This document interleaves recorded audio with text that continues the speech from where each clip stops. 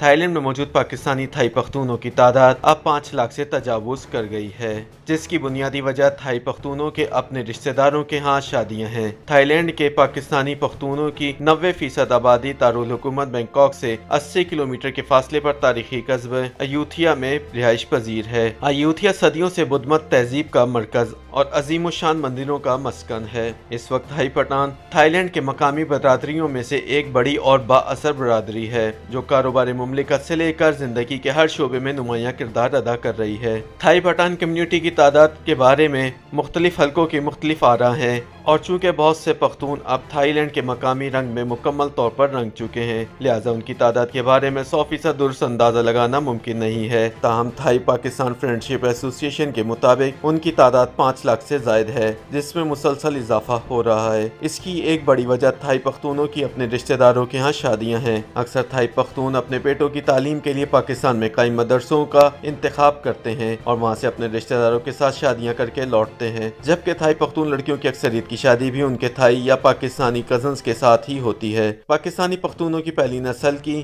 Thai land آمد کے بارے میں مختلف روایات ہیں، تاہم ایک مشترکہ روایت یہ ہے کہ ان کے تھائی لینڈ پہنچنے میں برطانوی راج کے حالات کار فرما تھے۔ بہت سے لوگ یا تو برطانوی فوج کے سپاہی ہونے کے ناطے پہلی جنگ عظیم کے موقع پر اس وقت کے ملک سیام گئے اور واپس نہیں لوٹے، اور بہت سے دوسرے پٹھان روزگار یا کاروبار کی خاطر برطانوی ہندوستان کے مشرقی شہروں سے ہوتے ہوئے برما کے ذریعے تھائی لینڈ پہنچ گئے۔ تھائی پٹھان ایسوسی ایشن کے صدر عمر خان ایوب خیلی کا خیال ہے کہ کیونکہ اس وقت یہ پورا علاقہ انگریزوں کے زیر تسلط تھا، لہٰذا سیام میں آباد ہونا کوئی تعجب کی بات نہیں تھی۔ تاہم پختون جب ایک مرتبہ سیام پہنچے تو انہوں نے اس خطے کو اپنے لیے بہت بابرکت پایا۔ اس زمانے میں سیام، جس کا نام بعد میں تھائی لینڈ رکھ دیا گیا، میں گوشت کی فراوانی نہیں تھی، اور مقامی باشندے جانوروں کو ذبح کرنا ایک مشکل اور پیچیدہ عمل تصور کرتے تھے۔ جب وہاں پہنچنے والے اولین پختونوں کو اس بات کا علم ہوا تو انہوں نے نہ صرف یہ کہ اپنے مذبح خانے کھول لیے، بلکہ جانوروں کے بہت بڑے بڑے فارم ہاؤسز بھی کھولے اور ان کے لیے چارے کا بندوبست کرنے کے لیے زمینیں خریدیں، جہاں زراعت کو بھی فروغ دیا۔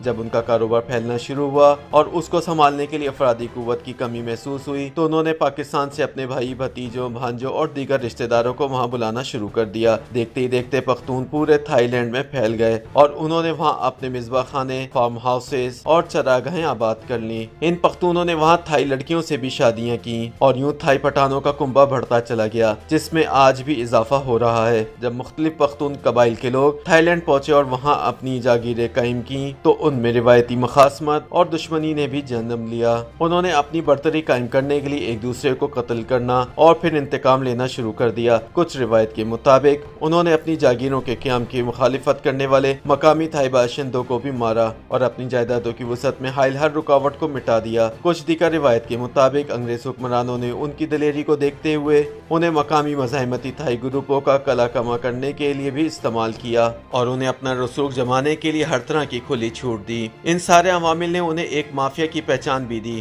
جس کے بعد انہیں قدم جمانے میں مزید آسانی ہو گئی۔ پھر ایک وقت آیا کہ سب پختونوں کے بڑے خان بھائی خان کی رسائی براہ راست تھائی لینڈ کے سربراہ مملکت تک ہو گئی، اور وہ جب چاہتے حکومت کے کسی بھی رکن سے ملنے چلے جاتے۔ کہا جاتا ہے کہ جب بھائی خان کا قافلہ بینکاک کی سڑکوں سے گزرتا تو لوگ کھڑے ہو کر ان کی گاڑیاں دیکھتے اور ان کی دہشت کا مشاہدہ کرتے۔ بھائی خان آج بھی تھائی لینڈ کا ایک طلسماتی کردار ہے، کچھ لوگوں کے قریب ایک اسمگلر، لیکن تھائی پٹھان انہیں اپنا باپ اور محسن مانتے ہیں۔ بھائی خان ان اولین پختونوں میں سے ایک تھے جو 20ویں صدی کے اوائل میں تھائی لینڈ پہنچے اور دیکھتے ہی دیکھتے ہر طرف چھا گئے۔ انہوں نے تھائی لینڈ کے علاقے سیرابوری میں اپنی باقاعدہ سلطنت قائم کی۔ ان کے ایک فون یا پیغام پر تھائی مشینری ہل جاتی۔ آج بھی تمام تھائی پٹھان بھائی خان کا نام انتہائی احترام سے لیتے ہیں، کیونکہ انہوں نے پٹھانوں کی بے بنا مدد کی۔ انہوں نے پاکستان سے لوگوں کو بلایا اور وہاں کاروبار کرنے میں مدد کی۔ تھائی پٹھانوں کا کہنا ہے کہ وہ ہر نئے آنے والے پختون کو کاروبار یا روزگار قائم کر کے دیتے اور کئی لوگوں کو ذاتی جیب سے پیسے دے کر کہتے کہ کاروبار کرو، اگر پیسے کما لی اور دل کیا تو واپس کر دینا، نہیں تو بھول جانا۔ بینکاک میں گزشتہ کئی دہائیوں سے مقیم لالا ممتاز خان کے مطابق بھائی خان نے 100 سال کے قریب عمر پائی اور طبعی موت مرے، لیکن ان کے بیٹے دشمنوں کے ہاتھوں مارے گئے۔ ان کی سلطنت کا نظام اب ان کے بھتیجوں اور داماد کے ہاتھوں میں ہے، تاہم خاندان میں جائیداد کی تنازع کی خبریں بھی آتی رہتی ہیں۔